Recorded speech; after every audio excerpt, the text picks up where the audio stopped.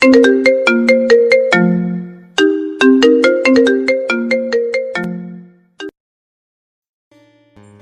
জন্য একটা চাকরি আছে।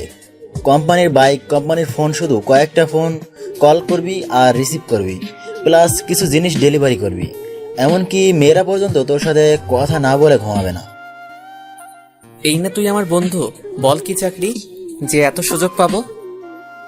Pizza delivery. কি পিৎজা ডেলিভারি? আমি বিদেশ থেকে এত বড় ডিগ্রি নিয়ে এসেছি এই পিৎজা ডেলিভারির জন্য? দেখ দোস্ত, এখনকার সময় এই ডিগ্রি ফিগ্রিতে কিছুই হয় না, আর তোর ভালো একটা চাকরি পেতে কিছুদিন সময় লাগবে। এতদিন চলার জন্য তোর তো হাত খরচ লাগবেই। ঠিকই বললি। আচ্ছা, কবে থেকে চাকরিতে জয়েন করব? আমার বন্ধুর একটি পিৎজা হাট আছে, সেখানেই তোকে চাকরি পাইয়ে দেবো। ধন্যবাদ দিয়ে তোকে ছোট করব না বন্ধু। আমার এই বিপদের সময় তুই আমাকে সাহায্য করলি, আমায় এই ঋণ কখনো পূরণ করতে পারবো না। দেখ দোস্ত, তুই আমার জন্য কি করতেছস এই গ্যারেজের সবাই জানে, তাই এইসব ফালতু কথা বলবি না। এখন চল, তোকে আমার বন্ধুর দোকানে নিয়ে যাই। ঠিক আছে, চল। রাজু, গ্যারেজটা দেখ, আমি আসছি। ঠিক আছে উস্তাদ। আমি আর আমার বন্ধু পিৎজা হাটের দিকে রওনা দিলাম তার বাইক নিয়ে। আপনারা নিশ্চয়ই ভাবছেন যে আমি অনেক গরিব। আসলে তা নয়। আমার বাবা সেলিম হোসেন এই দেশের টপ 5 বিজনেসম্যানদের মধ্যে একজন। আমার নাম রাকিব হাসান রাজ। আমার এক ছোট বোন আছে, সে ইন্টার ফার্স্ট ইয়ারে পড়ে। আমি এতদিন বিদেশ থেকে লেখাপড়া কমপ্লিট করে আজ সকালে বাসায় আসলাম। বাসায় এসে দেখি আব্বু কিছু নিয়ে একটা কাজ করছে। আমাকে দেখেও কিছু বলল না, তবে এটা আমার অভ্যাস হয়ে গেছে। আব্বু বিজনেস ব্যতীত কিছুই বোঝে না। আরে তুই কখন এলি? এই যে আম্মু, এইমাত্র আসলাম। ভাইয়া তুই এসেছিস, আমার জন্য কি আনলি? তোর মতো পেতনির জন্য কি আনবো রে? ভাইয়া তুই না খুব পচা। হারে, আমি তো এমনিতেই মজা করছিলাম। তোর জন্য অনেক চকলেট প্লাস বিদেশি আটা ময়দা সব এনেছি। সত্যি ভাইয়া, I love you. I love you my sis. তোদের ভাই বোনের খুনসুটি কখনো শেষ হবে না নাকি? আমি গিয়ে ফ্রেশ হয়ে আসি। দাঁড়া। আমি পিছনে তাকিয়ে দেখি আব্বু আমাকে ডাকছে। কিছু বলবা আব্বু? তোর শার্টে রক্ত কেন লেগে আছে? আমি আমার শার্টের দিকে তাকিয়ে দেখি যে এক কোণে রক্ত লেগে আছে। আমি তো এতক্ষণ খেয়ালই করিনি। তুই কি ব্যথা পেয়েছ নাকি? ভাইয়া ব্যথা পাবে? আসলে বলো, কাকে বা কাদের ব্যথা দিয়ে এসেছে? আসলে আমি যখন এয়ারপোর্টে থেকে বাসায় আসতেছিলাম তখন দেখলাম রাস্তায় কয়েকজন বখাটে মিলে একজন লোককে খুব মারছে আর তার ব্যাগ ছিনতাই করার চেষ্টা করছে। তোমরা তো জানো যে আমি আবার এইসব দেখতে পারি না, তাই আমি গাড়ি থেকে নেমে তাদের বাধা দেই। তারা পালিয়ে যাওয়ার পর সেই লোককে হাসপাতালে ভর্তি করে দিয়ে আসি। সেই ব্যক্তির রক্তই হয়তো শার্টে লেগে আছে। ঠিক আছে, যা এখন ফ্রেশ হয়ে নে, সবাই একসাথে দুপুরের খাবার খাবো। ঠিক আছে। এই বলেই আমি আমার রুমে গিয়ে ফ্রেশ হয়ে নিই। তারপর ফ্রেশ হয়ে ডাইনিং টেবিলে গেলাম। সেখানে গিয়ে দেখি সবাই আমার জন্য অপেক্ষা করছে। আমি আব্বুর বিপরীত পাশের চেয়ারে বসলাম। তুই বস, আমি খাবার নিয়ে আসছি। ঠিক আছে। তোর সাথে আমার কিছু কথা ছিল। জি আব্বু, বলো। তুই তো বিদেশ থেকে লেখাপড়া শেষ করে আসলি, এখন আমার ব্যবসার অবস্থা তোকেই ধরতে হবে। আব্বু, আমি এসবের জন্য এখনো প্রস্তুত না। তাহলে কখন প্রস্তুত হবে? আব্বু, আমি আসলে আমার নিজের যোগ্যতায় কিছু করতে চাচ্ছি। এত সহজ না নিজের যোগ্যতায় কিছু করা। আমার বাবা এই ব্যবসা গড়ে তুলেছিল, আমি সেটা তিলে তিলে গড়ে আজ এই পজিশনে এসেছি। আমি জানি আব্বু, কিন্তু আমি আগে নিজের যোগ্যতায় কিছু করতে চাচ্ছি। আমার পড়ালেখাকে কোনো কাজে ইনভেস্ট করতে ইচ্ছুক। ভালো, কিন্তু তুমি কি জানো নিজের যোগ্যতায় কিছু করতে হলে একেবারে শূন্য পজিশন থেকে শুরু করতে হবে? জানি। তাহলে তুই এখানে কেন? মানে? একেবারে জিরো পজিশন, মানে রাস্তা থেকে শুরু করতে হবে। আজকে থেকে তুই আর এই বাড়িতে থাকতে পারবি না। যখন তুই দেখবি মানুষ একা কতটা অসহায়, তখন তুই বুঝবি যে একা থেকে কখনো কিছু করা যায় না। তুমি এসব কি বলছো? আমার ছেলে রাস্তায় থাকবে মানে? তুমি বাবা ছেলের ব্যাপারে ঢুকবে না। যখন দেখবি নিজের খাবার ঘর পর্যন্ত টাকা নেই, তখন আসবে আমার কাছে। ওকে আব্বু, আই চ্যালেঞ্জ ইউ। একদিন আমিও বড় কিছু হয়ে দেখাবো। এই বলে আমি নিজের রুমে গেলাম। সেখানে গিয়ে আমি আমার ব্যাগটা কাঁধে নিয়ে বেরিয়ে পড়লাম অজানা উদ্দেশ্যের দিকে। আম্মু আর আমার ছোট বোন আমাকে আটকানোর চেষ্টা করলেও কিছুই করতে পারিনি, কারণ তারা আব্বুকে ভয় পায়। আসলে আব্বুর রাগ উঠলে আব্বু কি করে বা বলে তা আব্বু নিজেও জানে না, কিন্তু পরে তা নিয়ে আফসোস করে। আমি আমার একমাত্র বন্ধু রাহুলের গ্যারেজে আসলাম। সেই আমার প্রকৃত বন্ধু। আমি বিদেশ যাওয়ার আগে আব্বুর কাছ থেকে টাকা নিয়ে রাহুলকে দেই ওর গ্যারেজ চালু করার জন্য। সে এসব মেকানিক কাজে এক্সপার্ট, কিন্তু গরিব বলে কিছুই করতে পারিনি, তাই আমি সাহায্য করেছিলাম। আমি রাহুলের গ্যারেজে গেলাম। কিরে দোস্ত, কি অবস্থা তোর? আমি ভালো আছি, কিন্তু তুই কবে দেশে এলি? এই তো আজকে। ভেবেছিলাম সবাইকে সারপ্রাইজ দিব, কিন্তু আমি নিজেই সারপ্রাইজ হয়ে গেলাম। কি হয়েছে তুই সব বল আমাকে। আমি তারপর রাহুলকে খুলে বললাম, দেখ দোস্ত, তোর যতদিন ইচ্ছা ততদিন আমার কাছে থাক। তোর দয়ায় এই গ্যারেজে অনেক জায়গা, আমরা সবাই এক পরিবারের মতো থাকি। এই জায়গায় গ্যারেজ, রুম, রান্নাঘর সব আছে। ভাই আমাকে একটা কাজ দে, যেরকম কাজ আছে তাই দে, যেখানে অনেক টাকা। আমিও আব্বুকে দেখাতে চাই যে আমি কিছু করতে পারি।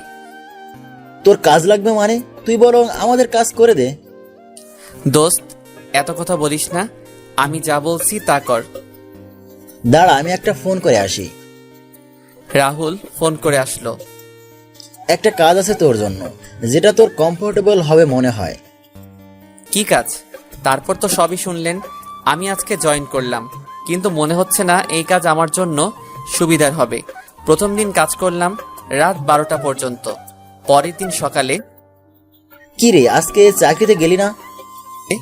দোস্ত আমি এই চাকরি করতে পারবো না। কেন? দেখ, কালকে একদিন চাকরি করে আমি বুঝে গেছি এই চাকরি আমার জন্য নয়। কারণ কালকে রাত 12টা পর্যন্ত আমি ডিউটি করি। সারাদিন কল রিসিভ করতে করতে আমার প্রথমে হাত ব্যথা শুরু হয়। তারপর আমি গুলশানের হাই সোসাইটি এলাকায় পিৎজা ডেলিভারি করতে যাই। সেখানে আমি তো প্রথমে বিল্ডিং খুঁজতে আমার 1 ঘন্টা লাগে। 20 মিনিটে আর কি ডেলিভারি দিব।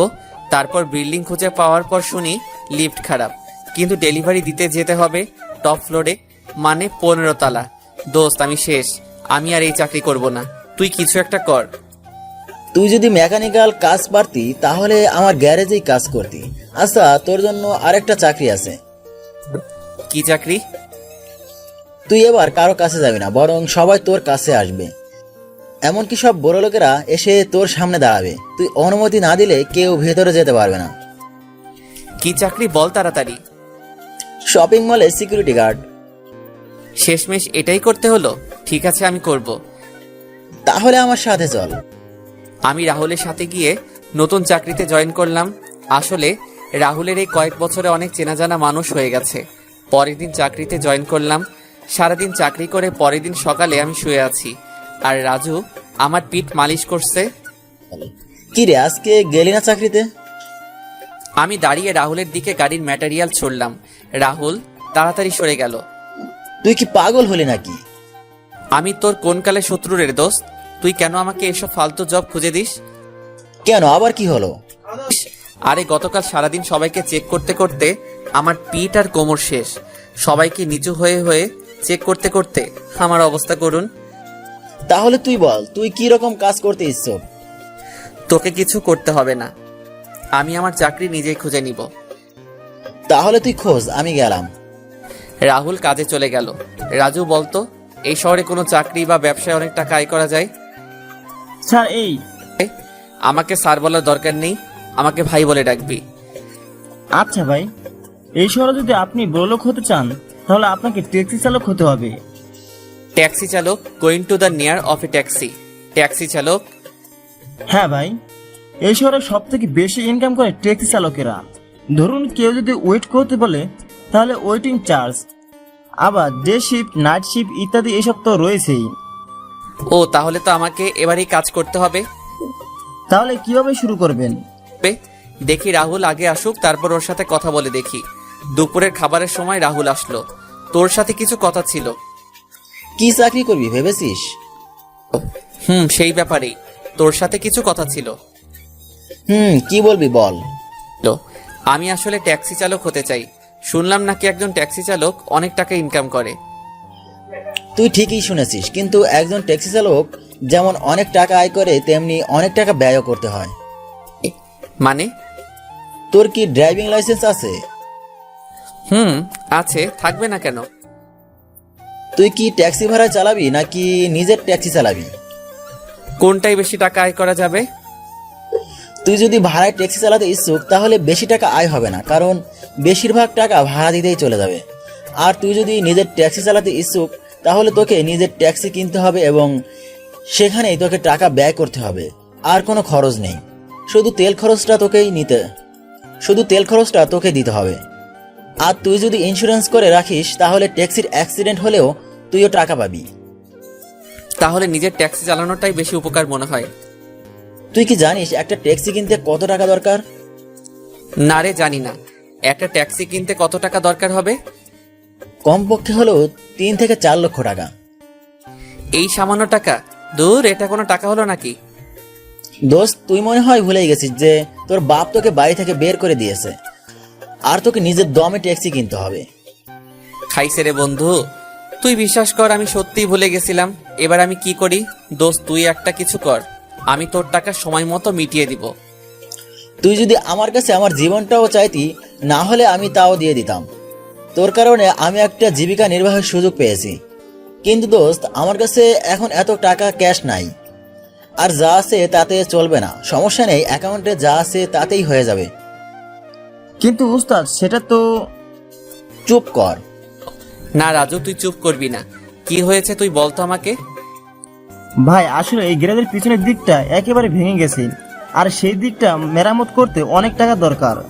তাই ওস্তাদ ভেবেছিল যে অ্যাকাউন্টে যা টাকা আছে তা দিয়েই মেরামত হয়ে যাবে। রাহুল, রাজু যা বলছে তা কি সত্যি?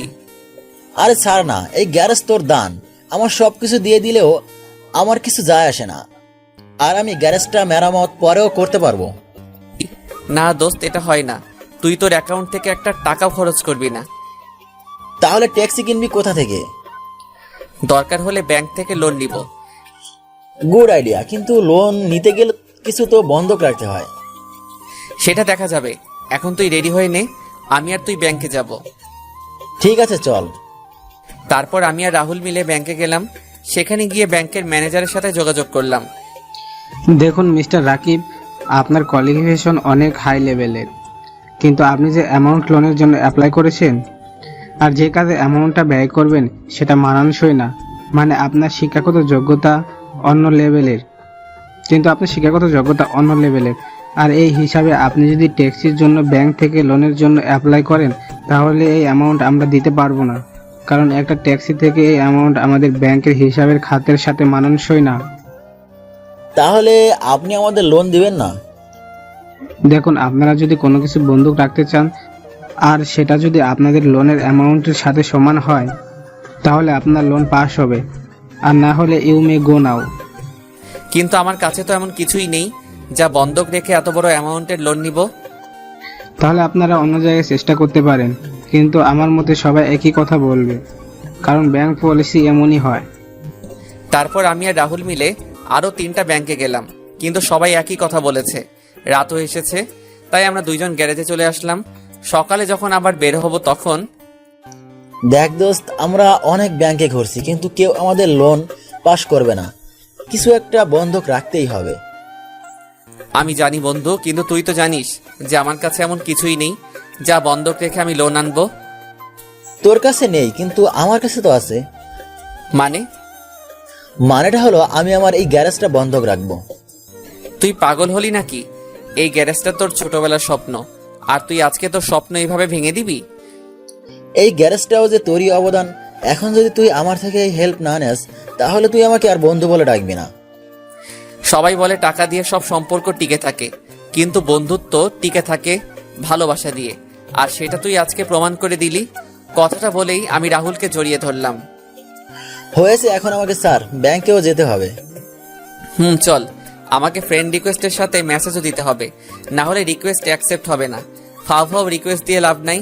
তারপর আমি আর রাহুল মিলে অন্য একটা ব্যাংকে গেলাম। সেখানে গিয়ে ব্যাংকের ম্যানেজারের কেবিনে গেলাম। ম্যানেজার অন্যদিকে ঘুরে ফাইল দেখেছিল, তাই আমি তার মুখও দেখতে পাইনি। স্যার, আপনাদের ব্যাংকে একটা লোনের জন্য অ্যাপ্লাই করতে চাই। ব্যাংকের ম্যানেজার ফাইলে রেখে যখন আমাদের দিকে ঘুরে তাকায়, তখন আমি ম্যানেজারকে দেখে অনেক অবাক হয়ে যাই, কারণ এটা সেই লোক যাকে আমি এয়ারপোর্ট থেকে ফেরার পথে বাঁচিয়েছিলাম। সেও আমাকে দেখে অবাক হয়েছে, এটা তার মুখ দেখলেই বোঝা যাচ্ছে। আরে ভাই, আপনি? ম্যানেজার, আপনি কি রাকিবকে চেনেন নাকি? আরে তোকে ওই দিন বললাম না যে এয়ারপোর্ট থেকে আসার সময় এক লোককে ছিনতাইকারীর হাত থেকে বাঁচিয়েছিলাম, এই সেই লোক। ওহ, সেদিন আমি ব্যাংকের টাকা নিয়ে হেড লকারে যাচ্ছিলাম। সেদিন যদি আপনি আমাকে রক্ষা করতেন, তাহলে আমার চাকরিটাই হয়তো আর থাকতো না। বাদ দেন বিষয়টা, সেটা তো আমার মানবিক দায়িত্ব ছিল। আপনারা এখানে কি করে, কোনো কাজের জন্য এসেছেন?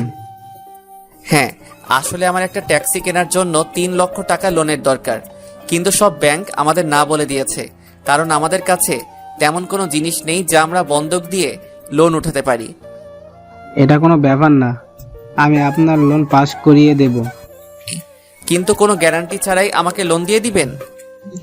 যে ব্যক্তি একজন অচেনা মানুষের জীবন বাঁচাতে নিজের জীবন রিস্ক রেখে, সে আর যাই করুক না কেন, কোনো ঠকবাজ হবে না। আপনি শুধু এই ফর্ম আর কিছু কাগজের সাইন করে দিন, তাহলে আগামীকালের মধ্যে আপনার লোন পাস হয়ে যাবে। কি বলে যে আপনাকে ধন্যবাদ দিব আমি জানি না। আপনি আমার যত উপকার করেছেন, তার বিচারে আমার উপকার একেবারেই ছোট। আপনি শুধু লোন সময় মতো পরিশোধ করে দিবেন। সেটা নিয়ে টেনশন করবেন না, আমি সময় মতো সব লোন পরিশোধ করে দিব। তারপর আমি আর রাহুল ব্যাংক থেকে গ্যারেজে ফিরে আসলাম। দেখলি তো, ভালো মানুষের সাথে সবসময় ভালোই হয়। তুই একেবারে ঠিক কথা বললি। আবার এই দিক থেকে তোর গ্যারেজটা বেঁচে গেল। তাও ঠিক। পরের দিন সকালে আমি আর রাহুল ব্যাংক থেকে টাকাটা নিয়ে শোরুমে চলে গেলাম। তারপর রাহুল গাড়ির কোয়ালিটি চেক করে একটা উন্নত মানের কম দামি ট্যাক্সি প্রায় 3 লক্ষ টাকার মতো কিনে দিল। তারপর রাহুল আমার রেজিস্ট্রেশন আর সাথে যা কাগজপত্র আছে তা সব ঠিক করে দিল। আমার গাড়িটা ট্যাক্সি বললে ভুল হবে, ক্যাবের মতো। অনলাইন ওয়েবসাইটে আমার অ্যাকাউন্ট খুলেছি, এখন যে কেউ আমাকে মানে আমার ট্যাক্সিকে অনলাইনে বুকিং করতে পারবে। আমি একটা নতুন সিম নিয়েছি, সেখানে শুধু বিজনেসের ব্যাপারে কথা বলবো। প্রথম দিন ট্যাক্সি স্ট্যান্ডে গেলাম, প্রায় 2 ঘন্টা হয়ে গেল, কোনো প্যাসেঞ্জার নেই। এখন বুঝতেছি যে টাকা ইনকাম করা অনেক কষ্টের ব্যাপার। হঠাৎ একজন ছেলে প্যাসেঞ্জার আসলো, বয়স 30-এর মতো হবে। ভাই, কলেজে যাবেন? যাবো তো, উঠেন। তারপর প্যাসেঞ্জারকে ভার্সিটিতে রেখে আসলাম। এইভাবে প্রথম দিনে মোট 4 জন প্যাসেঞ্জার আমার ট্যাক্সিতে উঠেছে। সন্ধ্যার দিকে গ্যারেজে ফিরে আসলাম। না রে, সারাদিনে মাত্র 4 জন প্যাসেঞ্জার পেয়েছি, আর সারাদিনের ইনকাম মাত্র 670 টাকা। চিন্তা করিস না, আস্তে আস্তে সব ঠিক হয়ে যাবে। তাই যেন হয়। আমাদের কথা বলার সময় হঠাৎ আমার ফোন বাজা শুরু করলো। কিরে, কে ফোন দিল? বাসা থেকে নাকি? না, আমি তো আমার আগের সিম ডিঅ্যাক্টিভেট করে ফেলেছি আর নতুন সিম নিয়েছি, যেটা অনলাইনে বুকিং এর জন্য। তাহলে মনে হয় কোনো প্যাসেঞ্জারের ফোন, তাড়াতাড়ি তোল। কিন্তু আমি আজ অনেক ক্লান্ত, তাই আজকাল কোথাও যেতে পারবো না। আরে হাদারাম, নাইট শিফটে অনেক টাকা আসে, সাধারণ চার্জের থেকে 3 গুণ টাকা বেশি। তারপর আমি কলটা রিসিভ করলাম, আর ওই পাশ থেকে একটা মেয়ের কণ্ঠ শুনতে পেলাম। হ্যালো, আমার একটা ট্যাক্সি প্রয়োজন। কিন্তু এখন তো রাত 8টা বাজে, আর আমার শরীর অনেক ক্লান্ত। আপনি অন্য কোনো ট্যাক্সির ব্যবস্থা করুন। আপনি যত টাকা চান দেব, তাও প্লিজ আসুন। ঠিক আছে, অ্যাড্রেসটা বলুন। আসলে টাকার কথা শুনে রাজি হয়ে গেলাম। আপনি এঞ্জেল নাইট ক্লাবে চলে আসুন। ঠিক আছে, আধা ঘন্টার মধ্যে আসতেছি। এই বলে আমি রাহুলকে বিদায় জানিয়ে অ্যাঞ্জেল নাইট ক্লাবের উদ্দেশ্যে বেরিয়ে পড়লাম। আরও একটা কথা, আপনারা হয়তো ভাবছেন যে আমি বিদেশে থেকেও এই দেশের রাস্তাঘাট কিভাবে চিনি।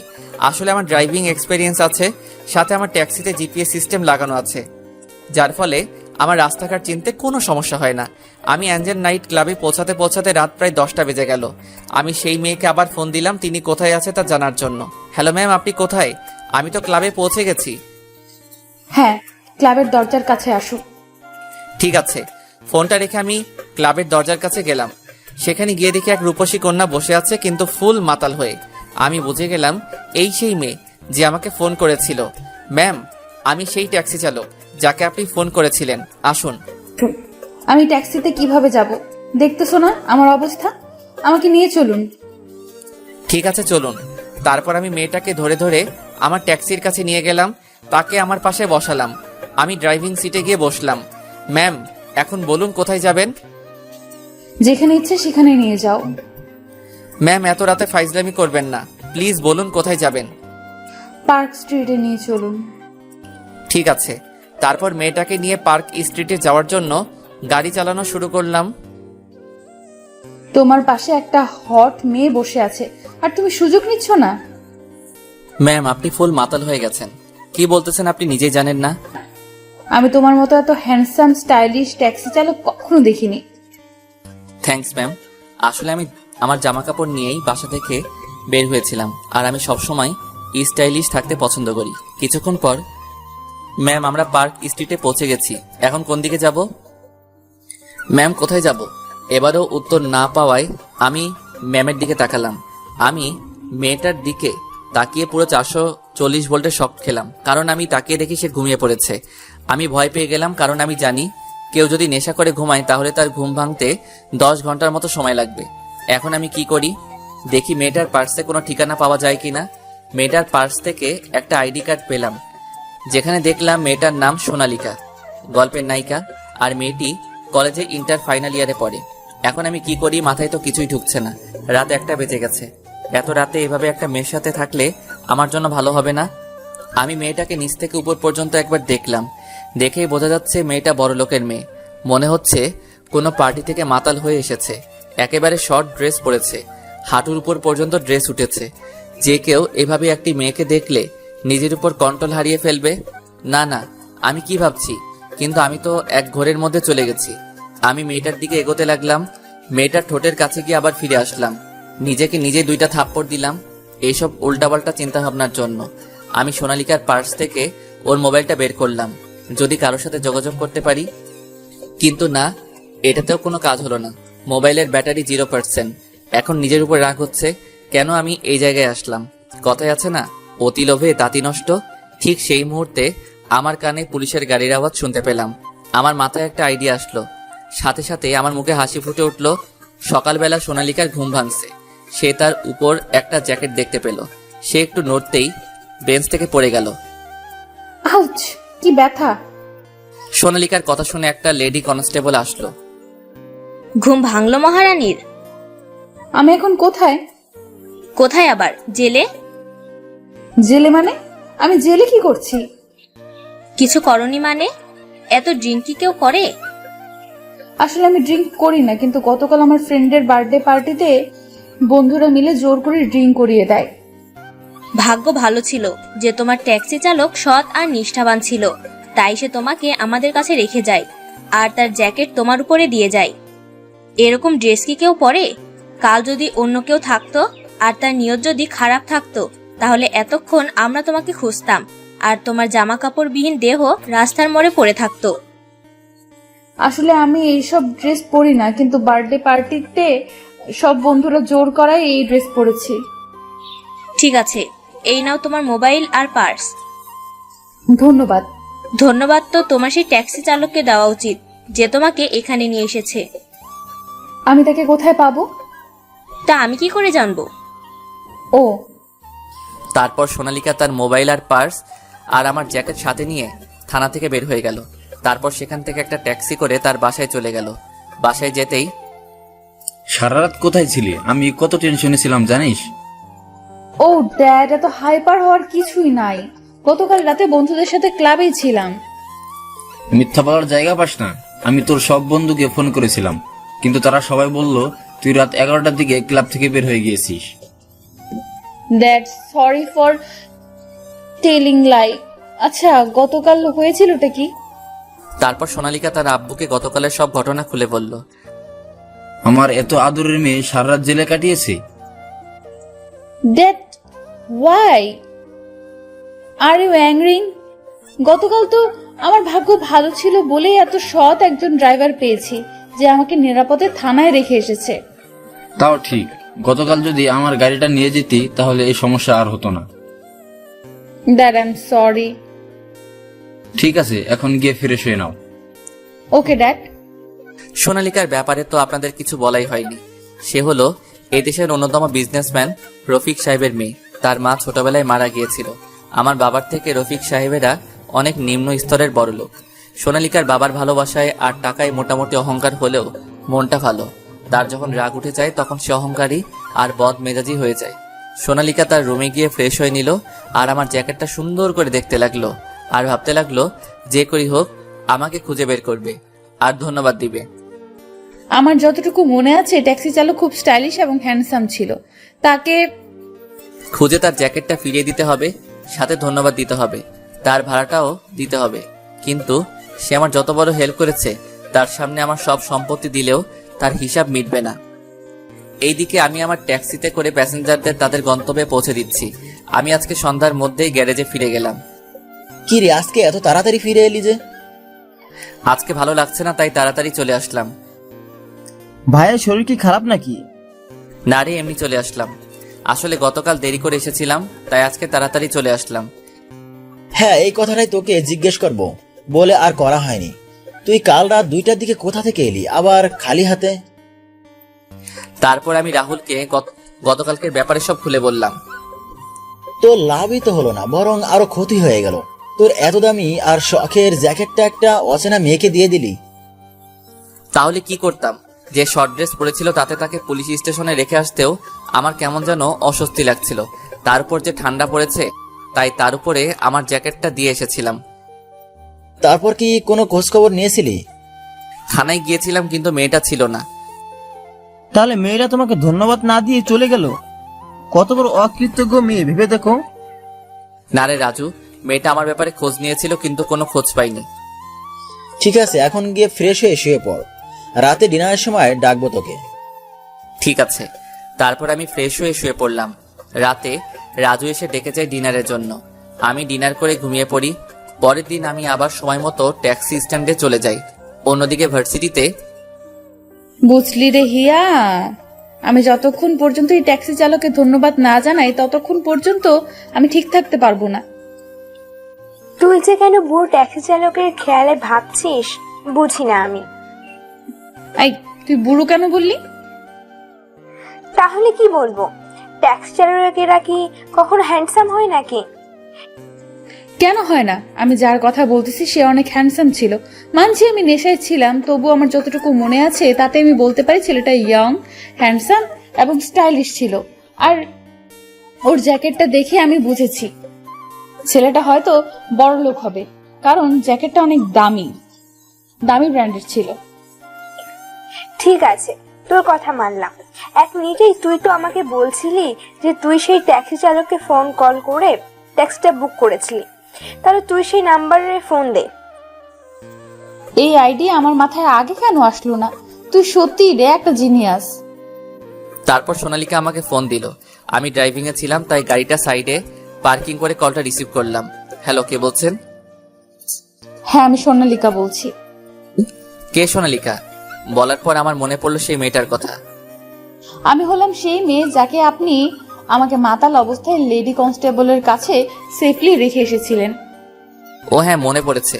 তা বলুন, কি খবর আপনার? আসলে আই এম সরি, সেদিন আপনি আমার জন্য আপত্তিকর পরিস্থিতিতে পড়েছিলেন। না না, ড্রিঙ্কস করলে এরকম হয়। তারপরও আমার নিজের উপর গিল্টি ফিল হচ্ছে। আমি আপনার সাথে দেখা করতে চাই। কেন? আমার সাথে দেখা কেন করবেন? আসলে আপনাকে ধন্যবাদ দেওয়ার ছিল, আর আপনার জ্যাকেটটাও আমার কাছে আছে। ঠিক আছে, কোথায় দেখা করবেন বলেন। আর আপনি বলেন কোথায় আসব? আপনি এই ট্যাক্সি স্ট্যান্ডে চলে আসুন এখন। ঠিক আছে, কিন্তু আমি আপনাকে চিনব কিভাবে? আমার তো আপনার চেহারা ঠিক মনে নেই। সমস্যা নেই, আমার আপনার চেহারা ঠিকই মনে আছে। ঠিক আছে, আমি আসতেছি। ওকে। কল রেখে আমি স্ট্যান্ডের দিকে রওনা দিলাম। এমন সময় রাস্তায় 2জন দম্পতিকে দেখতে পেলাম। মনে হলো মেয়েটা প্রেগনেন্ট। তারা হাত দিয়ে আমার ট্যাক্সিকে থামার জন্য বলছে। আমি ট্যাক্সি তাদের সামনে থামালাম। প্লিজ আমাদের সিটি হাসপাতালে নিয়ে চলুন, আমার বউ প্রেগনেন্ট, অনেক সিরিয়াস কন্ডিশন। ঠিক আছে, চলুন। আসলে আজকে না বললে মানবতার হার হতো।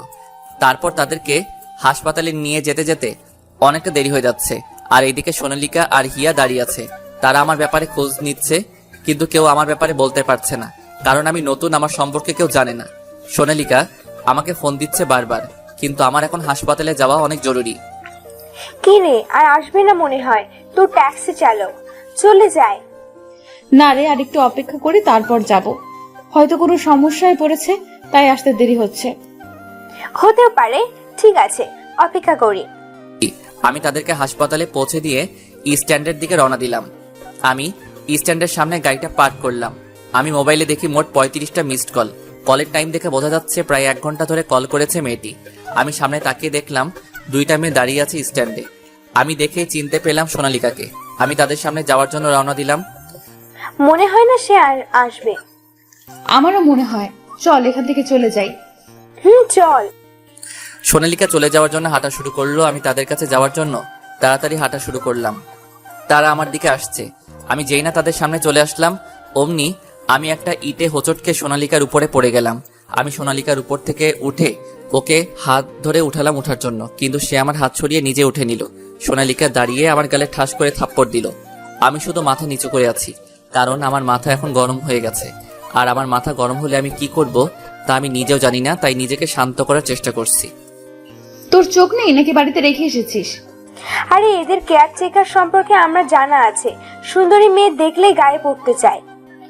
তুই ঠিক বলেছিস ইয়া, এখন আমার মাথা গরম হয়ে রয়েছে, তাই এখান থেকে চল, না হলে আমি কি করব আমি নিজেই জানি না। তারপর ওরা 2জন চলে গেল, আর আমি হাবলার মতো ওদের যাওয়ার দিকে তাকিয়ে রইলাম। মেয়েটা বলল কি, যেখানে আমার মাথা গরম হওয়ার কথা সেখানে এর বলে মাথা গরম হয়ে গেছে। তারপর আমার মনে হলো কতক্ষণ ধরে মেয়েটা রোদে দাঁড়িয়েছিল, তাই হয়তো রেগে গেছে। আর আমরা মানুষরা যাদের উপর রাগ করি, সেই রাগ তাদের উপর না দেখিয়ে অন্যের দিকে নিজেদের রাগ দেখাই। আমি আর এক মুহূর্ত সেখানে না দাঁড়িয়ে সেখান থেকে চলে গেলাম গ্যারেজে। অন্যদিকে হিয়া, আমার মনে হয় আমি সেই লোকটার সাথে খারাপ ব্যবহার করেছি। তুই ঠিকই করেছিস। তাহলে এখন কি করবি? সেই লোকটা তো আর পাবো না। সেই ট্যাক্সি চালককেই একবার ফোন করে জিজ্ঞেস করে যে আজকে কেন আসলো না। গ্যারেজে শুয়ে শুয়ে ভাবছি যে আজ হলোটা কি। মেয়েটা প্রথমে আমাকে ডাকলো, তারপর নিজেই আবার অপমান করলো। এমন সময় আমার ফোন বাজা শুরু করলো। আমি ফোনটা চেক করে দেখি সোনালিকা ফোন দিচ্ছে। আমি ফোন না ধরে রেখে দেই। সোনালিকা অবিরাম ফোন দিচ্ছেই। আমি বিরক্ত হয়ে ফোন ধরলাম। হ্যালো, কি জন্য ফোন দিতেছেন? আপনি এত রেগে আছেন কেন? রেগে থাকার কথা তো আমার, কারণ আজকে আপনি আমার কথা রাখেননি। আপনি আজ কেন আসলেন না? আমি তো এসেছিলাম, কিন্তু কোনো কিন্তু নয়, কালকে আপনি ক্যাফেটেরিয়ায় আসবেন। কেন আসবো? আবার থাপ্পড় খাওয়ার জন্য? আপনার কথা ঠিক মানে বুঝলাম না। আপনি কখন থাপ্পড় খেলেন? আজকে আপনি ট্যাক্সি স্ট্যান্ডে যাকে থাপ্পড় দিয়েছিলেন সেই লোকটি আমি ছিলাম। কি, আপনি ছিলেন? সত্যি বলতে আমি জানতাম না। আসলে আপনি না আসায় আমার মাথায় রাগ উঠে যায়, আর সেই সময় আপনি আমার উপরে পড়ে যান, তাই রাগের মাত্রা আরো বেড়ে যায়। বুঝেছি, আর বলতে হবে না। I am extremely sorry. Please কালকে আমার সাথে দেখা করবেন। ঠিক আছে, আমি কাল যাব বলে আমি ফোনটা কেটে দিলাম। আমি ফোন রেখে দেখে আমার সামনে রাহুল দাঁড়িয়ে আছে। কি রে, কিছু বলবি? তুই এখন কার সাথে কথা বললি? কার সাথে আবার? প্যাসেঞ্জারের সাথে? না না, তুই আমাকে মিথ্যা বলতেছিস। আমি শুনেছি কাল কোথাও একটা যাবি, অপর পাশের ব্যক্তির সাথে। ক্যাফেটেরিয়াতে যাব সোনালিকার সাথে দেখা করতে। এই সোনালিকাটা আবার কে? আরে সেদিন বললাম না, ওই মেয়েটার ব্যাপারে, যাকে আমি পুলিশ স্টেশনে রেখে এসেছিলাম। বুঝলাম, কিন্তু সেই মেয়েটার সাথে তোর আবার কিসের কথা? তারপর আমি রাহুলকে আজকে সারাদিনে যা হয়েছে সব বললাম। এই মেয়েটা তোর পিছে কেন পড়েছে? জানি না রে। আমার মনে হয় তোর প্রেমে পড়ে গেছে। আরে সে তো এখনো আমার চেহারাও দেখেনি। তাহলে তুই প্রেম কর মেয়েটার সাথে। এ হয় না রে দোস্ত। কেন হয় না? মেয়েটা কি সুন্দর না? সুন্দর না মানে? একেবারে পরীর মতো সুন্দর। তাহলে তোর প্রবলেমটা কোথায়? আমার লক্ষ্য হলো এখন বড় লোক হওয়া, আর আব্বুকে প্রমাণ করে দেওয়া যে আমিও কিছু হতে পারি। তা তো আমি জানি ভাই, কিন্তু আর কতদিন সিঙ্গেল থাকবি? আমার নিয়ে তোকে ভাবতে হবে না, তুই বল তোর কি খবর? আমার আর কি, আমার আগামী মাসে বিয়ের কথা হবে।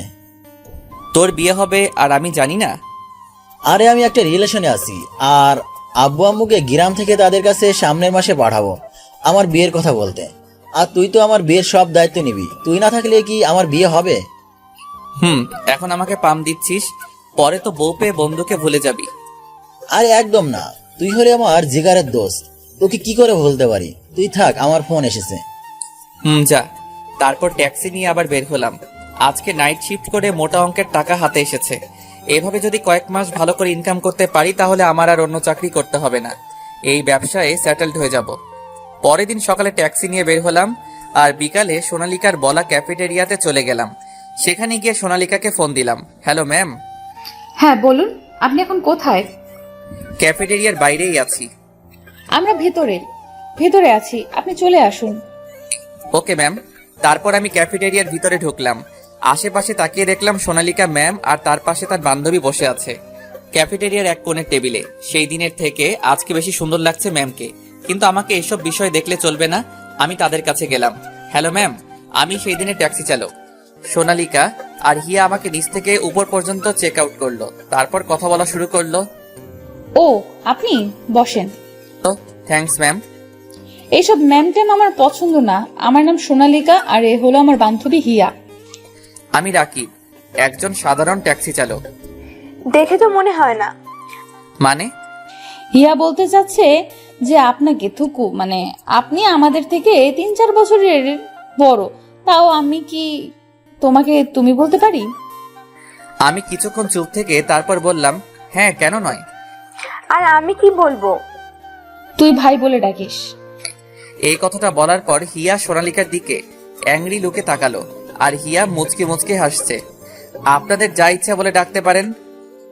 আসলে হিয়া বলতে চাইছিল যে তোমাকে দেখে এত স্টাইলিশ লাগে যে কোনো ট্যাক্সি চালককে লাগে না। আপনি কি আমাকে এই কথা বলার জন্য ডেকেছেন? আমার কিন্তু অনেক কাজ আছে। আরে না না, আমি তো তোমাকে সেদিনের জন্য ধন্যবাদ জানাতে রেখেছি। সেদিন তুমি না থাকলে যে আমার কি হতো। আরে না না, সেটা আমার একজন মানুষ হিসেবে কর্তব্য ছিল। আর হ্যাঁ, এটা নাও। তারপর সোনালিকা আমাকে আমার জ্যাকেটটা ফেরত দিল। Thanks for it. বাবা তুমি তো অনেক ভালো ইংরেজি বলতে পারো, তা কতটুকু লেখাপড়া করেছো? এদের সত্যি কথা বলা যাবে না। এটা কি হলো বলো? হিয়া তো কিছু একটা জিজ্ঞেস করেছে। আমি আর পড়ালেখা, আমি তো এক ফরেনার স্যারের থেকে 1 মাস ইংরেজি শিখেছি। 1 মাসেই এত ভালো ইংরেজিতে কথা বলতে পারো? তোমার তো অনেক শার্প মেমোরি দেখছি। জি ম্যাম। আবার ম্যাম? আমাকে সোনালিকা বলে ডাকবে। আর বলো কি খাবে? আপনারাই অর্ডার দেন। তুই অর্ডার দে। রাকিব ভাই কি এইসব খাবারের নাম জানে? এই মেয়েটা দেখি বেশি বেশি কথা বলে। হা, তুই থাম না। রাকিব তুমি অর্ডার করো। ঠিক আছে ম্যাম। থুকু সোনালিকা। তারপর আমি 3 জনের জন্য 3টা ব্ল্যাক কফি আর স্যান্ডউইচ অর্ডার করলাম। খেতে খেতে আমরা কথা বলছিলাম, আসলে একে অপরের সম্পর্কে কথা বলছিলাম। এমন সময় ক্যাফেটেরিয়াতে আমার আব্বু তার বিজনেস ক্লায়েন্টের সাথে এসেছে। আব্বু আমার পিছনের টেবিলে বসায় আমি বুঝতে পারিনি, কিন্তু আব্বু আমার কণ্ঠস্বর ঠিকই চিনতে পেরেছে। সেই দিন আমি বাসা থেকে বের হওয়ার পর আব্বুরও মন খারাপ হয়ে গেছে। ঠিক মতো খায় না, ঘুমায় না। আব্বু ভেবেছিল যে এখন আমাকে বাসায় নিয়ে যাবে, কিন্তু আমাদের কথা শুনে সে কথা মাথা থেকে ঝেড়ে ফেলে দিল। তা রাকিব, তোমার বাসায় কে কে আছে? মা, বাবা আর এক ছোট বোন। তোমার বাবা মা আর বোন কি করে? বোন ইন্টার ফার্স্ট ইয়ারে, আম্মু গৃহিণী আর আব্বু। কথাটা বলেই আমি চুপ হয়ে গেলাম, কারণ এদেরকে সত্যি কথা বলা যাবে না। কি হলো বলো, তোমার আব্বু কি করে? আসলে আব্বু, কথাটা বলে আমি আবার চুপ হয়ে গেলাম, কারণ সামনের দেওয়াল পুরোটা কাচের, আর সেই কাছে আমি দেখতে পাচ্ছি যে আব্বু আমার কথা মন দিয়ে শুনছে। আমার মাথায় এক শয়তানি বুদ্ধি আসলো। আসলে ছোটবেলা থেকে আব্বুকে রাগাতে আমার অনেক ভালো লাগতো। কি হলো বলো? আব্বু আর কি করে, আমার ঘরে বসে বসে খায়, সারাদিন ঘরে বসে থাকে আর নেশা করে। বন্ধুদের সাথে বসে জুয়া খেলে। আর কি বলবো বলো? একটু স্যাড লুকে বললাম, কিন্তু ভিতরে তো আমি হাসছি। আর এইদিকে আব্বু আমার কথা শুনে তেলে বেগুনে জ্বলছে। তাহলে তো তোমার পরিবারের সব চাপ তোমার উপরেই। আমার কথা রাখো, তোমার ভবিষ্যৎ পরিকল্পনা বলো। আমি লন্ডন ক্যামব্রিজ ইউনিভার্সিটি থেকে চান্স পেয়েছি। একটা এক্সাম দিয়েছি, সেই ভার্সিটিতে চান্স পাওয়ার জন্য আগামী সপ্তাহে রেজাল্ট দিবে। দেখি কি হয়। You know what, one of the best varsity this is. আরে রাকিব ভাই, কিভাবে জানবে? জীবনে এই ভার্সিটির নাম শুনেছে নাকি? সন্দেহ। যে ভার্সিটি থেকে গ্র্যাজুয়েশন করে দেশে ফিরলাম, সেই ভার্সিটির নাম বলে আমি শুনবো না? কি হলো, কি বলছো বিড়বিড় করে?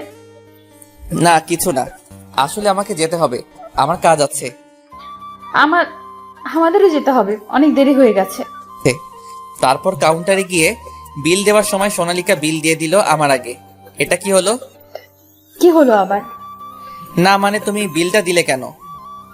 আরে সমস্যা নেই, মনে করো সেদিনের ভাড়াটা দিয়ে দিলাম। চালাক আছো। সোনালিকা হেসে দিল। এই মেয়ের হাসি দেখে আমি ক্রাশ খেলাম। এই হাসিটা আমাকে যেন পাগল করে দিচ্ছে। কিভাবে একটা মেয়ে এত সুন্দর করে হাসে? আমি কয়েকজন প্যাসেঞ্জারকে নামিয়ে রাতের দিকে গ্যারেজে চলে গেলাম। আর এইদিকে আব্বু বাসায় গিয়ে, তোমার ছেলে কি কোনোদিনও মানুষ হবে না? কেন, রাকিব আবার কি করেছে? এমনিতেই ছেলেটাকে বাসা থেকে বের করে দিয়েছো। কেমন আছে, কোথায় থাকে, কি করে কিছুই জানি না। কি আর করে মেয়ে পটাচ্ছে? মানে আব্বু, তুমি কি ভাইয়াকে দেখেছো? বলো না আব্বু, বলো না। তারপর আব্বু আজকে সব কথা আম্মু আর রিয়াকে বলল। আম্মু আর রিয়া তো হেসে গড়াগড়ি খাচ্ছে এমন ভাব।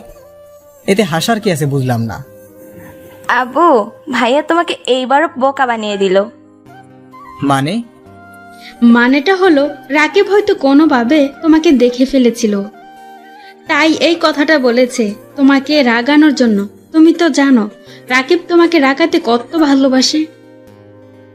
যা, এইবারও বোকা হয়ে গেলাম। ভেবেছিলাম ছেলেটা হয়তো কষ্টে আছে, কিন্তু না, ছেলে তো দিব্যি গার্লফ্রেন্ডের সাথে ক্যাফেটারিয়াতে বসে আড্ডা দিচ্ছে। তাতে তোমার কি? দেখবে আমার ছেলে একদিন প্রমাণ করে দিবে যে সেও কিছু করতে পারে। রাতে আমি শুয়ে শুয়ে সোনালিকার কথা ভাবছি। না চাইতেও তার ওই মায়াবী মুখ আর তার ভুবন ভোলানো হাসি মাখা মুখ আমার চোখের সামনে ভেসে উঠছে। আমি শুধু এটা ভাবছি যে একটা মেয়ের হাসি কিভাবে এত সুন্দর হতে পারে। আমি যেন এক ঘরের মধ্যে আছি। এমন সময় রাহুল আর রাজু আসলো আমার সাথে কিছু কথা বলতে। কি রে, শুয়ে শুয়ে কি ভাবতেছিস? ভাবছি একটা মেয়ের হাসি এত সুন্দর কিভাবে হয়। কি বললি? ওস্তাদ, আমার মনে হয় রাকিব ভাই প্রেমে পড়েছে। ঘোরের মধ্যে কথাটা বললাম। না না কিছু না। রাজু তো ভুল কিছুই বলেনি। তোর কথাবার্তায় বোঝা যাচ্ছে তুই প্রেমে পড়েছিস। ঘটনা কি খুলে বলতো? না না কিছু না। কি বলছিস এসব আবল তাবল? তারপর আমি রাহুলকে আজকের ব্যাপারে খুলে বললাম। আজকে সোনালিকার সাথে আমার কি কথা হয়েছে, তারপর আব্বুর নামে কি কি বলেছি। আমার মনে হয় তুই মেয়েটার হাসির উপর প্রেমে পড়েছিস। ছাড় এইসব বিষয়, আমি এখন এসব বিষয় নিয়ে ভাবতে চাই না। তোরা জানিস যে আমার লক্ষ্য এখন বড় লোক হওয়া। ভাই চিন্তা করেন না, আমরা আছি তো। আর আপনি অবশ্যই আপনার বাপের থেকেও বড় লোক হইবেন। তাই যেন হয় রাজু। অন্যদিকে সোনালিকা শুয়ে শুয়ে আমার কথা ভাবছে। ছেলেটা কত সুন্দর আর কত ভদ্রভাবে কথা বলে, কিন্তু জীবনে অনেক দুঃখ। এভাবে এক সপ্তাহ চলে গেল। একদিন সকালে আমি একজন প্যাসেঞ্জারকে নিয়ে একটি ভার্সিটিতে নিয়ে আসলাম। আমি আমার ভাড়া নিয়ে যে ট্যাক্সি নিয়ে চলে যাব, ঠিক তখনই দেখলাম সোনালিকা আর ওর বান্ধবীরা ভার্সিটির গেটের সামনে দাঁড়িয়ে আছে। আর সোনালিকাকে দেখে মনে হচ্ছে অনেক দুঃখী, আর মনে হচ্ছে অনেক কান্না করেছে। আমি কি যাব একবার সোনালিকার কাছে? কিন্তু আমি গেলে যদি সে অপমানিত বোধ করে, কারণ সেখানে সবাই দামি ব্র্যান্ডের জামা কাপড় পরে আছে, আর আজকে আমি লোকাল ড্রেসেই স্টাইলিশ লুকে এসেছি। আসলে আমার সব ব্র্যান্ডের জামা কাপড় আমি রেখে দিয়েছি, কারণ আমার ব্র্যান্ডের জামা কাপড় দেখে আমাকে কেউ ট্যাক্সি চালক মনে করে না, আর লোকাল ব্র্যান্ডের জামা কাপড়কেই আমি স্টাইলিশ করে দিয়েছি। আমি লন্ডন থাকতে ফ্যাশন হাউসে 2 মাসের কোর্স করেছি। আসলে আব্বু জানে না যে আমি লন্ডনে থাকতে অনেক ধরনের বিজনেসের কোর্স করেছি। আমি ট্যাক্সি থেকে নেমে সোনালিকার কাছে গেলাম। সোনালিকা, তোমার কি কিছু হয়েছে? আমার কথা শুনে সোনালিকা আর ওর বান্ধবীরা আমার দিকে তাকালো। সোনালিকা, তুই কি এই খ্যাতকে চিনিস নাকি? কে, তুই চুপ থাক। রাকিব ভাই আসলে সেই দিন সোনালিকা বলেছিল না যে সে লন্ডনের ক্যামব্রিজ ইউনিভার্সিটিতে চান্স পাওয়ার জন্য এক্সাম দিয়েছে। আজ রেজাল্ট দিয়েছে, কিন্তু সোনালিকা চান্স পায়নি। এটা তো সত্যি অনেক দুঃখের ব্যাপার। শুধু তাই নয়, আর না, কিছু হয়নি রাকিব। হিয়াকে বলতে দাও সোনালিকা। আজকে ভার্সিটিতে অ্যাডমিশন নিতে এসেছিলাম, কিন্তু ভার্সিটির কিছু সিনিয়র সোনালিকার সাথে খারাপ ব্যবহার করেছে, খারাপ খারাপ কথা বলেছে, শরীরে বিভিন্ন জায়গায় টাচ করতে চেয়েছে। আমি তাকিয়ে রেখে সোনালিকা কান্না করছে। সিনিয়রেরা কি এখনো ভিতরে আছে? সোনালিকা, আসো আমার সাথে। কিন্তু কোথায়? সোনালিকা, কোন ছেলেগুলো? রাকিব ছেড়ে দাও, ওরা অনেকজন আছে। তুমি শুধু বলো কোন ছেলেগুলো তোমাকে বিরক্ত করেছে। ভাইয়া সোনালিকা বলবে না, আমি বলছি। এই যে শুনছেন ভাই সাহেব, আরে রকি, মেয়েটা মনে হয় আমাদের কাছে মজা নেওয়ার জন্য এসেছে। গতবার মনে হয় আমাদের টাচ অনেক ভালো লেগেছে। রকি যে সোনালিকার পেটে টাচ করবে সেই সময় আমি রকির হাত ধরে মচকে দিলাম। রকি ব্যথায় চিৎকার দিয়ে উঠল। তারপর আমি রকির মুখে একটা ঘুষি দিলাম আর তার নাক থেকে অবিরাম রক্ত পড়তে লাগলো। তারপর বাকি 6 জন আমাকে ঘিরে ফেললো। আমি একে একে সবাইকে মারতে লাগলাম। একজনের 2 পায়ের মাঝখানে একটা কিক করলাম আর সে মরণ চিৎকার দিয়ে উঠল। আরেকজনের পেটে ঘুষি দেওয়ার সাথে সাথে তার মুখ থেকে রক্ত বের হলো। আরো বাকি 5 জনকে একইভাবে মাটিতে শুইয়ে দিলাম। সবাই আমাদের মারামারি দেখে আমাদেরকে ঘিরে ফেলেছে। সোনালিকা আর ওর বান্ধবীরা আমার ফাইট দেখে চমকে গেছে, কারণ আমি একেবারে প্রফেশনাল ভাবে ওদেরকে হারিয়েছি। তারা তো আর জানে না যে আমি লন্ডনে থাকতে মার্শাল আর্ট, কুংফু আর নিনজা ফাইট সবকিছু ট্রেনিং নিয়েছি। এই ভার্সিটি এই এলাকার সবচেয়ে নামি দামি একটা ভার্সিটি। সব ভার্সিটিতেই র্যাকিং হয়, কিন্তু কোনো ভার্সিটির কারো অধিকার নেই কোনো মেয়ের সম্মানহানি করার। সবাই এখানে পড়তে আসে কোনো মেয়ের শ্লীলতাহানি করার জন্য না। এটাই কি আপনাদের এডুকেশন সিস্টেম? অনেক জোরে জোরে বললাম যাতে সবাই শুনতে পারে। সবাই আমার কথা শুনে মাথা নিচু করে আছে। আমি আর কিছু না বলে সেখান থেকে বেরিয়ে আসলাম। আমি যেই ট্যাক্সিতে উঠতে যাব ঠিক তখনই সোনালিকা আমার দিকে দৌড়াতে দৌড়াতে আসলো। তোমাকে অনেক ধন্যবাদ আমার সাহায্য করার জন্য। এটা তো আমার কর্তব্য ছিল। আমাকে তুমি এই নিয়ে 2বার সাহায্য করেছো, 2বারই আমাকে কেউ সাহায্য করেনি। তোমাকে ধন্যবাদ দিয়ে ছোট করব না আমি, কিন্তু আমি তোমাকে ডিনারের ইনভাইট করতে চাই। এ কোন মহাবিপদে পড়লাম! এভাবে তো আমি কখনো কাজে মনোযোগ দিতে পারবো না। কি হলো বলো? আসলে আমার সময় নেই, নিচু স্বরে কথাটা বললাম। সময় নেই বললে তো হবে না। আচ্ছা তুমি বলো তোমার কখন সময় হবে, আমি কিছুক্ষণ চুপ থেকে। আজকে তো ক্রিসমাস, তুমি একটা কাজ করো, তুমি গ্যারেজে আসবে রাত 8টার দিকে। গ্যারেজে কেন? দেখো আমার সময় নেই তোমার জায়গায় যাওয়ার জন্য, কিন্তু আমি যে জায়গায় থাকি সেই জায়গায় তোমার সাথে ডিনার করব। কথা হলো ডিনার করার এখন কেউ খাওয়ায় সেটা কোনো ব্যাপার না। এটা কিন্তু ঠিক না, আমি তোমাকে খাওয়াবো। ঠিক আছে অন্য সময় খাওয়াবো, কিন্তু তুমি গ্যারেজে থাকো কেন? আসলে আমি গ্যারেজে থাকি মানে আমার বন্ধুর গ্যারেজ, আর আমার পরিবার গ্রামে থাকে। তোমার টেনশন নেওয়ার দরকার নেই, কারণ গ্যারেজে আমার প্রাণপ্রিয় বন্ধু রাহুল আর আমার ছোট ভাইয়ের মতো রাজু থাকে। গ্যারেজ আমাদের কাছে কোনো 5 স্টার হোটেলের চেয়ে কম না, সেখানে গেলেই দেখতে পারবে। ওকে আজকে দেখা হবে, বাই। কোথায় যাবে বলো, আমি ড্রপ করে দেই। আসলে আমি গাড়ি নিয়ে এসেছি। তোমার গাড়ি থাকতে তুমি সেই দিন রাতে ট্যাক্সি বুক কেন করলে? আসলে আমি বন্ধুদের সাথে গেলে গাড়ি নেই না, কারণ ড্রাইভার আব্বুকে সব বলে দেয়। কিন্তু সেদিন রাতের ঘটনার পর আব্বুর অর্ডার আছে, আমি যে কোনো জায়গায় যাই না কেন গাড়ি নিয়ে যেতে হবে। ঠিক আছে, রাতে দেখা হবে। Okay bye. আমি ট্যাক্সি নিয়ে চলে গেলাম। সোনালিকা যেই না ওর গাড়ির দিকে যাবে ঠিক তখনই তার সামনে একটা গাড়ি থামলো। গাড়ি থেকে নেমে এলো এই দেশের টপ বিজনেসম্যানের মধ্যে একজন সেলিম হোসেন। হ্যাঁ, আমার আব্বু নামলো গাড়ি থেকে। আসলে আমি আর সোনালিকা যখন রাস্তায় কথা বলছিলাম তখন আব্বু আমাদের দেখেছিল, কিন্তু এত দূর থেকে আমাদের কথা শোনা যাচ্ছিল না। তাই আমি যাওয়ার পর আব্বু সোনালিকার কাছে আসলো। তুমি রফিকের মেয়ে না? জি আঙ্কেল, আর আপনি নিশ্চয়ই আমার আব্বুর সবচেয়ে প্রিয় বন্ধু সেলিম হোসেন। আমি আপনার সম্পর্কে ম্যাগাজিন থেকে জেনেছি। তুমি তো দেখি অনেক কিছু জানো। তা তোমার সাথে ওই ছেলেটা কে ছিল? সোনালিকা এখন কি বলবে সে জানে না। আঙ্কেল আব্বুকে প্লিজ কিছু জানাবেন না। আসলে সে একজন ট্যাক্সি চালক, তাই আব্বুকে আমার রিলেশনের ব্যাপারে কিছু বলিনি। কি ট্যাক্সি চালক? আঙ্কেল আমি জানি আপনি হয়তো ভাবছেন যে আমার মতো বড় লোকের মেয়ে কিভাবে একজন ট্যাক্সি চালককে ভালোবাসে, কিন্তু আঙ্কেল ভালোবাসা তো আর টাকা দেখে হয় না, মন থেকে হয়। ঠিক আছে যাও। তারপর সোনালিকা চলে গেল, আর আব্বু ভাবছে যে আমি একজন ট্যাক্সি চালক কিভাবে হলাম। এখন আব্বুর নিজেরই খারাপ লাগছে। আর অন্যদিকে সোনালিকা তার গাড়িতে বসে ভাবছে যে সে কি বললো একটু আগে। সে কোনো কিছু না ভেবে উল্টাপাল্টা বলল, তবে তার ভালোই লাগছে আমার ব্যাপারে এইসব বলে। সন্ধ্যার মধ্যে আমি, রাহুল আর রাজু মিলে গ্যারেজটাকে পরিষ্কার করে নিলাম, আর পুরো গ্যারেজটা বেলুন আর ফেস্টিভাল টুলস দিয়ে সাজিয়ে দিলাম। আর যাই হোক, একটা মেয়ে আসবে, নোংরা পরিবেশে তো আর ক্রিসমাস পালন করতে পারবে না। তবে ক্রিসমাস যতই খ্রিস্টানদের অনুষ্ঠান হোক না কেন, আনন্দ সবাই করতে পারে। রাত 8টার দিকে সোনালিকার গাড়ি গ্যারেজের ভিতর গিয়ে থামলো। আজকে সোনালিকাকে দেখে আমি পুরো ফিদা, কারণ সে একটা সাদা লেহেঙ্গার সাথে ম্যাচিং চুড়ি। কি যে সুন্দর লাগছে বলে বোঝানো সম্ভব না। মনে হচ্ছে একটা সাদা পরি গাড়ি থেকে নেমে আমার দিকে হেঁটে আসছে। আমি যেন এক ঘোরের মধ্যে আছি। আমার ঘোর কাটলো সোনালিকার ধাক্কাতে। কি হলো? এইভাবে কি দেখছিলে? কই কিছু না। তা আজকে আমাকে কেমন দেখাচ্ছে বললে না তো? মনে হচ্ছে একটা সাদা পরী আমার কাছে আসছে। কি যে বলো না, আমার লজ্জা লাগে না বুঝি? আর লজ্জা পেতে হবে না, এখন ভিতরে আসো। ঠিক, চলো, কিন্তু 1 মিনিট দাঁড়াও। তারপর সোনালিকার গাড়িটাকে ফেরত পাঠিয়ে দিল ড্রাইভারকে দিয়ে। গাড়ি পাঠিয়ে দিলে কেন? আজকে আমাকে তুমি বাসায় পৌঁছে দিবে। কিন্তু তোমার বাবা যদি রাগ করে? ড্যাড কিছুই বলবে না। আমি বলে এসেছি যে আমি আমার এমন বিশেষ ফ্রেন্ডের সাথে ক্রিসমাস সেলিব্রেট করতে যাচ্ছি, যার কাছে আমি ফুল সেফ। এত বিশ্বাস করো আমায়? আহবার জিগায়। তারপর আমি সোনালিকাকে রাহুল আর রাজুর সাথে পরিচয় করিয়ে দিলাম। সবাই অনেক আনন্দ করলাম। আমরা সবাই একসাথে ডিনার করলাম। তারপর রাত 12টা বাজতে কেক কাটলাম। হালকা ড্রিঙ্কসও করেছি। আজকে সত্যি অনেক মজা করলাম। রাজু আর রাহুল ঘুমাতে চলে গেছে। সোনালিকা আমার রুমে এসেছে। অনেক তো রাত হলো, চলো তোমাকে বাসায় দিয়ে আসি। কেন আজকে রাতে তোমার সাথে থাকি? ও সোনালিকা, আমি এত বোকা নই। কেউ এক গ্লাস বিয়ার খেয়ে এত মাতাল হয় না, আমি জানি।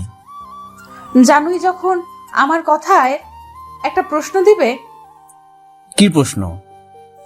তুমি কি আমাকে ভালোবাসো? এটা আবার কেমন প্রশ্ন? অনেক রাত হয়ে গেছে, চলো বাসায় দিয়ে আসি। আমি আমার প্রশ্নের উত্তর না পাওয়া পর্যন্ত কোথাও যাব না। এত জেদ তোমার?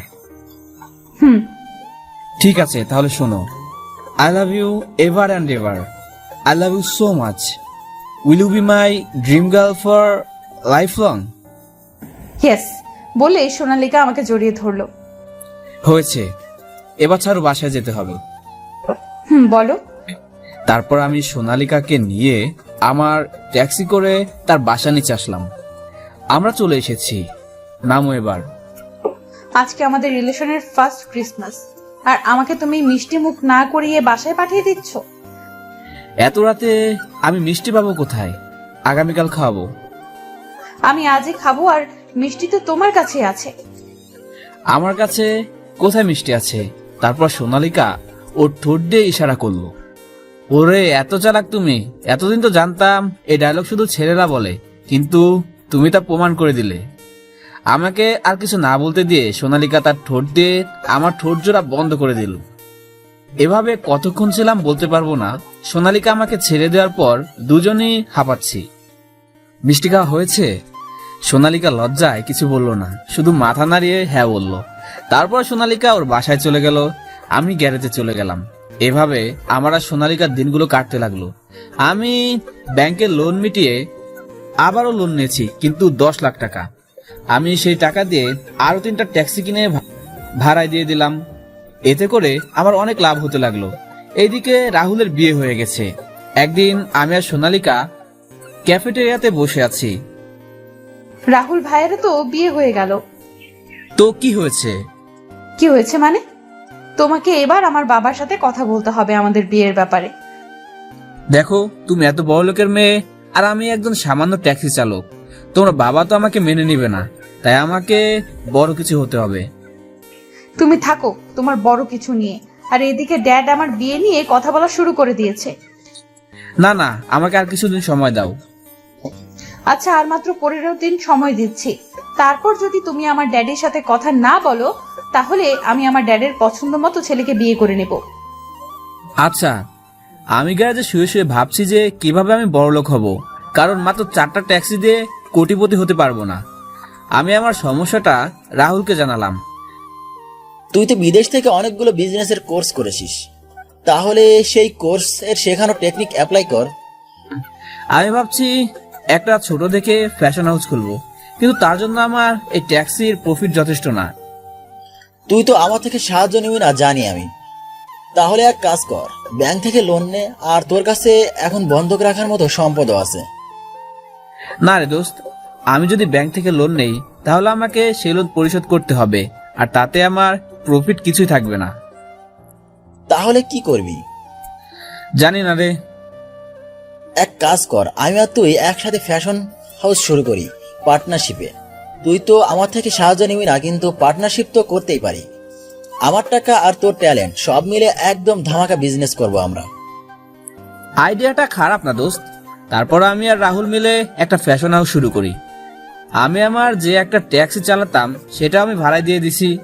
এখন আমি আমার পুরো মনোযোগ আবার নতুন বিজনেসে লাগাবো। আমার জ্ঞান আর বিদেশ থেকে গ্র্যাজুয়েশন সার্টিফিকেট এই বিজনেসকে সাকসেসফুল করতে অনেক সাহায্য করেছে। এই ব্যবসায় রাহুলের অবদান কোনো অংশ কম নয়। আমি সোনালিকার বাবার সাথে দেখা করি আর তার কাছে সোনালিকে পড়ালেখা শেষ হওয়া পর্যন্ত সময় চাই, আর তিনি আমাকে মেনেও নেয়। এভাবে 2 বছর চলে গেল। আমি আগের থেকে বড়লোক হয়ে গেছি। আমার এখন প্রায় 500টার মতো ট্যাক্সি আছে। আমি আমার টাকা আর ট্যালেন্টকে ঠিকমতো ইনভেস্ট করতে পেরেছি বলেই আজ আমি এত দূরে। লন্ডন থেকে আমি যেসব বিজনেস কোর্স করেছি সেগুলো অ্যাপ্লাই করেছি। আমি আমার ব্যাংক থেকে লোন নিয়ে অনেকগুলো বিজনেস স্টার্ট করেছি, আর রাহুলের গ্যারেজটাকে শহরের সবচেয়ে বড় গ্যারেজে পরিণত করেছি। এখন এখানে অনেক লোক আছে, তাই রাজুকে আমার ট্যাক্সি কোম্পানির ম্যানেজার বানিয়ে দিয়েছি। সময়ের সাথে টেক্কা দিতে দিতে এখন আমি দেশের সবচেয়ে বড় ট্যাক্সি কোম্পানির মালিক। আর আমার ফ্যাশন হাউস আমার বোন রিয়ার নাম, যেটা দেশের অন্যতম জনপ্রিয় ফ্যাশন হাউস। দেশের তরুণদের দিক দিয়ে আমি সবার উপরে। আমি এখন দেশের টপ বিজনেসম্যানদের মধ্যে একজন। দেশের তরুণদের দিক দিয়ে আমি সবার উপরে। আমি এখন দেশের টপ বিজনেসম্যানদের মধ্যে একজন। আগামীকাল আমাকে অ্যাওয়ার্ড দেওয়া হবে বিজনেসম্যান অব দ্য ইয়ার হিসেবে। কারণ 2 বছর আগে মোটামুটি ধনী থাকলেও গত 1 বছরে সব থেকে বেশি টাকা আমি ইনকাম করেছি। অনুষ্ঠানে সোনালিকা, ওর বান্ধবীরা আর ওর বাবাও থাকবে। আমার পক্ষ থেকে রাহুল, ওর বউ মিম আর ওদের 1 বছরের ছেলে রূপকও যাবে। রাজুও যাবে আমার সাথে। শুনেছি দেশের টপ বিজনেসম্যানদের মধ্যেই একজন আমাকে অ্যাওয়ার্ড দিবে। পরের দিন আমরা সবাই অনুষ্ঠানে চলে গেলাম। আমি আজ অনেকটাই খুশি, কারণ আজ আমি আমার চ্যালেঞ্জ কমপ্লিট করতে পেরেছি। আমার আজকের অ্যাওয়ার্ড শো পুরো দেশে লাইভ দেখানো হবে।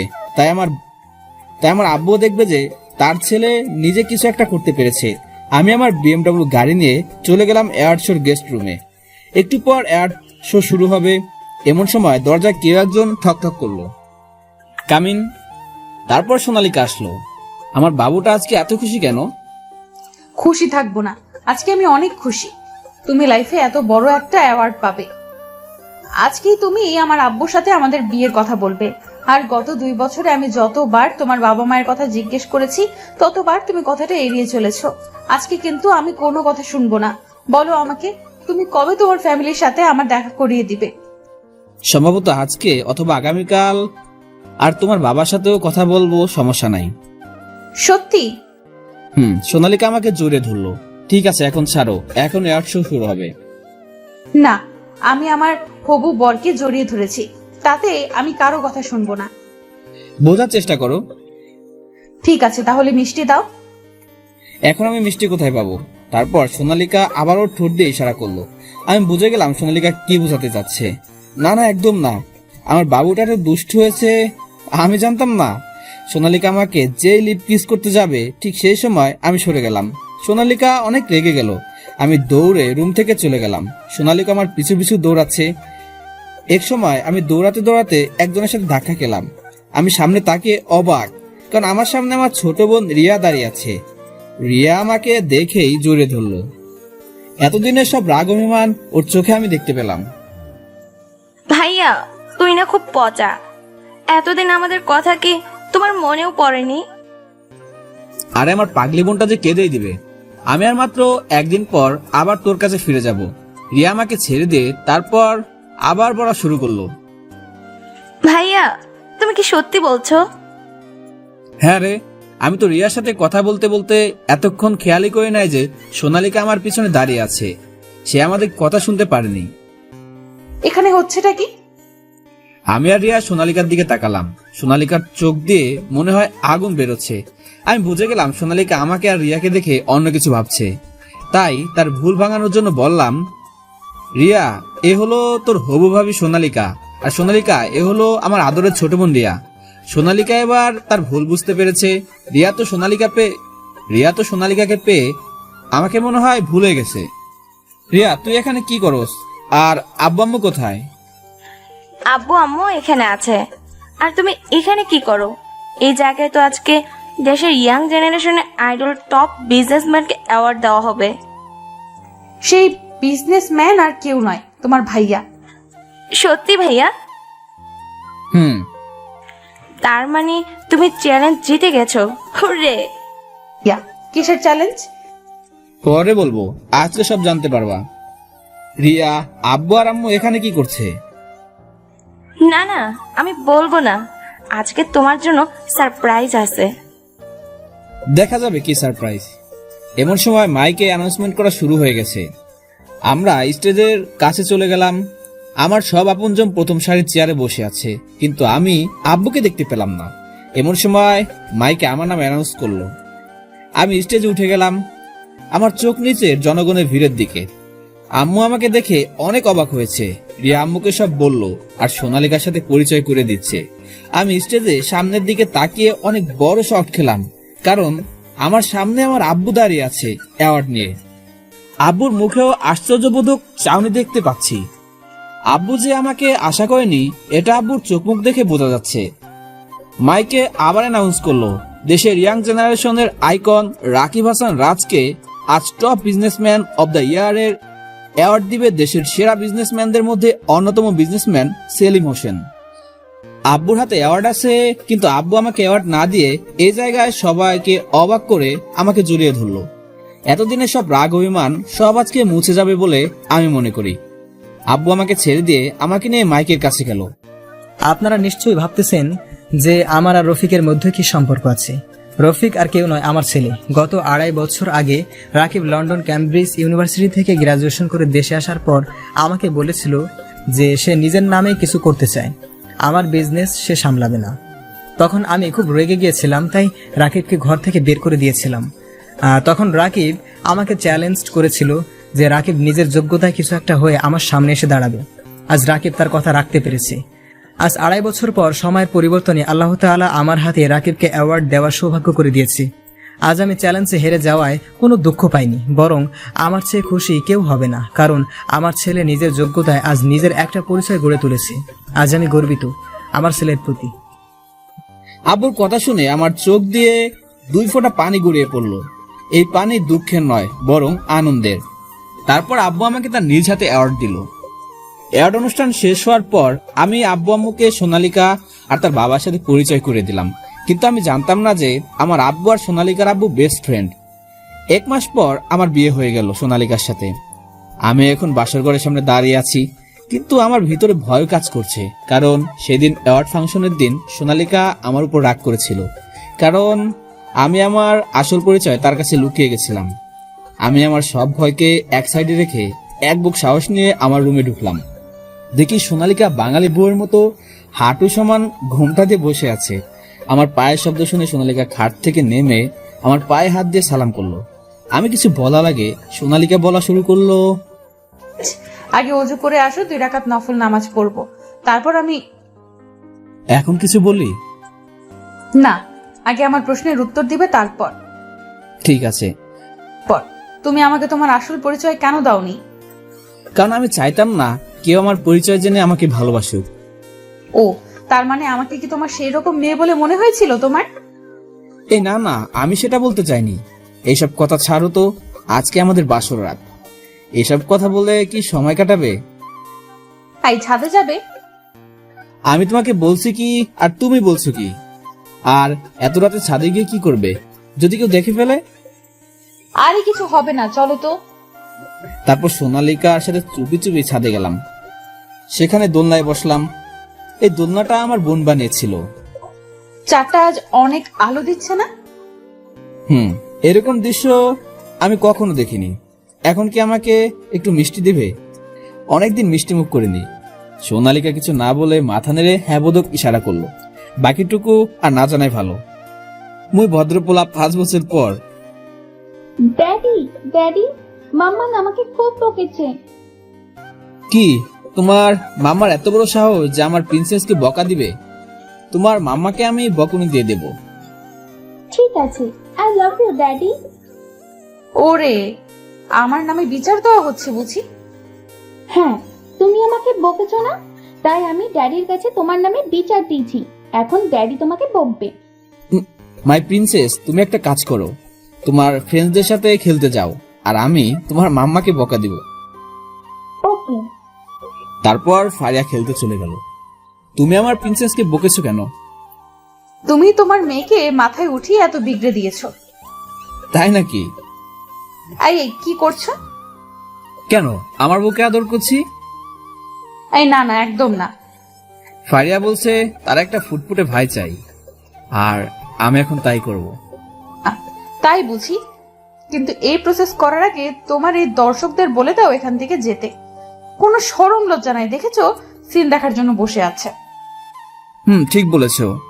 আমার প্রিয় দর্শক বন্ধুরা, আপনারা যান আপনাদের কাজে, আর আমি আমার বংশবৃদ্ধির কাজ করি। তারপর কি হলো আপনাদের জানতে হবে না। এইভাবে মিলন হলো আরো একটি সম্পর্ক।